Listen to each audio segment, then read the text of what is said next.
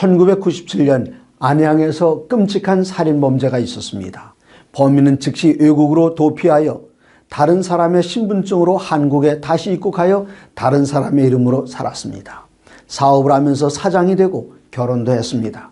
19년 동안 다른 사람의 신분으로 살았습니다. 마침내 경찰에게 잡혔을 때 아내조차 남편이 다른 이름의 끔찍한 범인이었다는 사실을 처음 알게 됐고, 범인은 자신의 생일조차 잊어버리고 말았습니다. 민수기 32장 23절에 너희 죄가 반드시 너희를 찾아낼 줄 알라고 기록됐습니다. 완전 범죄라고 생각하며 살았겠지만 하나님께서는 아십니다. 심판의 날이 다가오고 있습니다. 범인과 죄인에게는 큰 차이가 있습니다. 범인은 세상에서 심판을 받아야 하지만 죄인은 언제든지 예수님께 나와 용서를 빌면 용서를 받을 수 있습니다. 형벌을 두려워하며 숨어 지내지 말고 하루라도 속히 주님께 나오면 용서와 함께 하나님의 자녀로 입양됩니다. 이것이 바로 복음입니다. 옛날 이스라엘 백성들이 이집트를 탈출해서 가나안으로 향할 때 하나님께서는 모세에게 성소를 지으라고 하셨습니다. 성소를 짓기 위해 자원하는 마음으로 성소 건축에 쓰일 물건들을 가져왔습니다. 출애굽기 38장 8절에는 그가 노수로 물두멍을 만들고 그 받침도 노수로 하였으니 곧 회막문에서 수종드는 여인들의 거울로 만들었다고 기록되었습니다. 제사장들이 성소에 들어가기 전에 손과 발을 씻는 물두멍을 여인들의 거울로 만들었습니다. 아무도 여인들에게 강요하지 않았습니다. 세상의 대부분의 여인들이면 누구나 갖고 있는 소지품을 한 가지 꼽으라면 거울일 것입니다. 그러나 성소에서 섬기던 여인들은 성소를 짓는 일에 자기 자신을 단장하는 것보다는 하나님을 섬기는 일을 더 소중하게 여기고, 여인들이 소중하게 여기는 거울을 아낌없이 드렸습니다. 헌신하는 이들의 희생적인 헌금으로 복음은 신속하게 전파될 것입니다. 누가 하늘나라에 갈 수 있을까요? 예수님께서는 마태복음 11장 12절에서 이렇게 말씀하셨습니다. 침노하는 때부터 지금까지 천국은 침노를 당하나니 침노하는 자는 빼앗느니라. 천국은 침노하는 자의 것입니다. 야곱은 둘째 아들로 태어났지만 메시아의 조상이 되기 위해 형을 속여가면서까지 장자의 명분을 추구했으며 마침내 차지했습니다. 예수님의 족보에 나오는 여인들은 마리아를 제외하고는 이방 여인들이었습니다. 수많은 이스라엘 여인들이 메시아의 조상이 되기를 바랐지만 소원에 그쳤습니다. 그러나 예수님의 족보에 나오는 여인들은 메시아의 조상이 되기 위해 할 수 있는 것 이상의 도전을 시도했으며 마침내 예수님의 족보에 들어갔습니다. 천국은 침노하는 자의 것입니다. 아무리 끌어내려려 해도 교회 안에 있어야 합니다.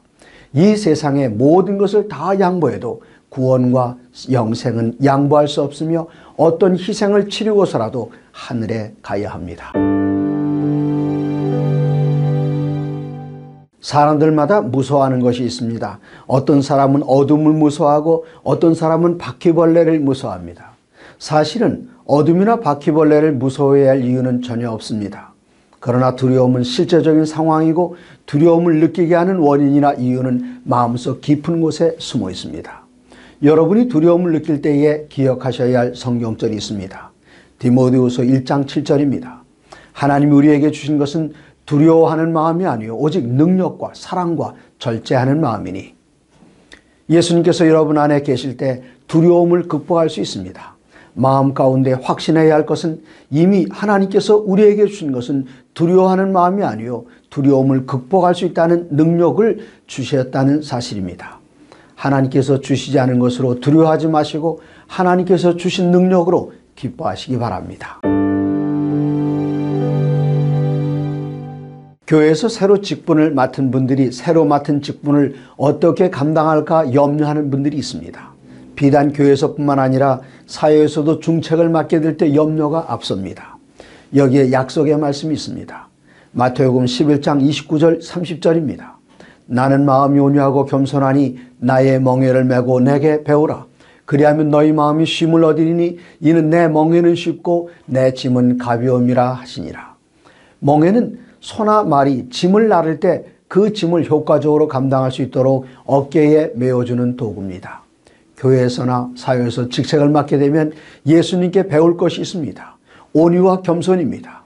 온유는 어떤 상황에서도 불평하지 않고 감사하는 마음이며, 겸손은 자신의 부족함을 깨닫고 배우려는 자세입니다.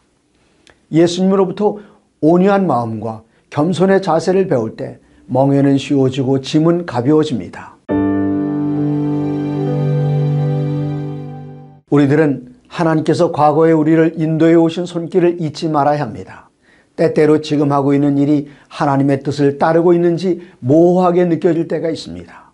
때로는 기도의 응답이 더딜 때 하나님의 뜻대로 구하고 있는지 의아하게 여겨질 때가 있습니다. 우리의 삶은 보이고 나타나는 것들에 의해서가 아니라 믿음으로 살아야 합니다. 여호수아는 이런 모본을 남겼습니다. 여호수아 24장 27절입니다. 모든 백성에게 이르되 보라, 이 돌이 우리에게 증거가 되리니 이는 여호와께서 우리에게 하신 모든 말씀을 이 돌이 들었습니다. 그런즉 너희가 너희의 하나님을 부인하지 못하도록 이 돌이 증거가 되리라 하고, 여호수아는 이 돌을 볼 때마다 하나님의 인도하심을 기억했습니다. 오늘 여호수아처럼 우리의 마음 가운데 하나님을 기억하는 돌을 세우지 않으시겠습니까? 오늘 하나님의 모든 말씀으로 사시기 바랍니다. 모든 교회마다 특징이 있습니다. 어떤 교회는 지역 봉사를 잘하고 어떤 교회는 말씀 연구를 좋아합니다. 때때로 주말에 집회 요청을 받고 교회를 방문하여 설교를 하다 보면 오전에 말씀을 들은 분들이 오후에도 집회를 계속하자며 오후 늦게까지 붙들어 놓는 교회가 있는가 하면, 어떤 교회들은 오전에 설교 예배마저 부담스러워 신자들이 시계를 들여다보는 교회도 있습니다. 예수께서 고향을 방문하셨을 때 더 많은 축복을 나누어 주실 수 있었습니다. 그러나 고향에서 예수님의 성장하는 모습을 보며 함께 살았던 사람들은 예수님의 사역을 대단한 것으로 생각하지 않았습니다. 마태복음 13장 58절입니다.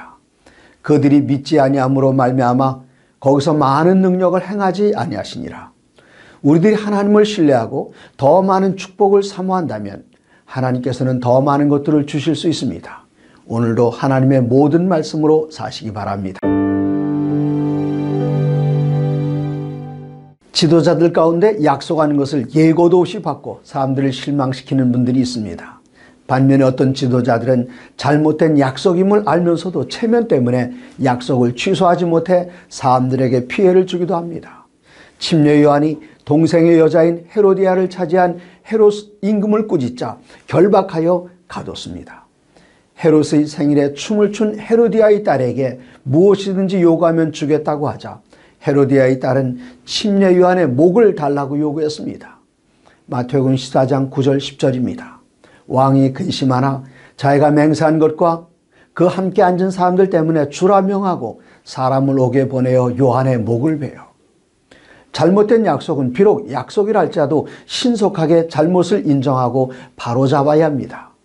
또한 우리들이 하나님의 뜻에 바르게 서고 하나님의 일을 할지라도 순교를 허락하십니다. 생명은 하나님께 속해 있습니다. 주님의 이름으로 어려움을 당할 때가 바로 감사하고 찬양할 때입니다. 구약성경 에스겔서에 나오는 이상과 계시들은 신학자들조차도 온전히 깨닫지 못할 만큼 어려운 부분들이 있습니다. 에스겔 1장 15절 16절에는 내가 그 생물들을 보니 그 생물들 곁에 있는 땅 위에는 바퀴가 있는데 그 네 얼굴을 따라 하나씩 있고 그 바퀴의 모양과 그 구조는 황홀같이 보이는데 그 넷은 똑같은 모양을 하고 있으며 그들의 모양과 구조는 바퀴 안에 바퀴가 있는 것 같으며, 이 말씀의 세부적인 해석은 언젠가 때가 오면 하나님께서 밝히 설명해 줄 것입니다. 하지만 지금 우리들이 분명히 깨달을 수 있는 것은 하나님은 완전히 질서와 조화의 하나님이시라는 사실입니다. 우리에게 일어난 일들 가운데 우연이란 없습니다. 모든 것을 미리 아시고 우리의 구원을 위해 가장 깊은 관심을 갖고 계시는 하나님께서 섭리하고 계심을 믿을 때 마음 가운데 평안이 있습니다. 오늘도 하나님의 모든 말씀으로 사시기 바랍니다. $1,000,000짜리 값비싼 바이올린을 갖고 연주하는 유명한 바이올린 연주자가 한 도시를 방문하여 연주회를 가졌습니다. 과연 100만 달러짜리 바이올린은 소리가 달라도 너무 달랐습니다. 첫 곡의 연주가 끝나자 우레 같은 박수가 쏟아졌습니다. 갑자기 연주자가 바이올린을 바닥에 내동댕이 쳤습니다. 모두 놀랐습니다. 그때 연주하는 마이크를 잡고 조금 전에 연주했던 바이올린은 오는 길에 고물상에서 5달러를 주고 샀다고 했습니다. 요한복음 6장 13절입니다. 이에 거두니 보리떡 5개로 먹고 남은 조각이 12바구니에 가득 찼더라. 거장의 손에 들린 5달러짜리 바이올린은 100만 달러짜리 소리를 내고 창조주의 손에 들여진 소년의 한 끼 점심은 5,000명을 먹이고도 남았습니다. 우리가 갖고 있는 것을 예수님께 드리면 놀라운 일이 일어납니다. 오늘도 주님께 자신을 드리며 헌신의 하루를 사시기 바랍니다.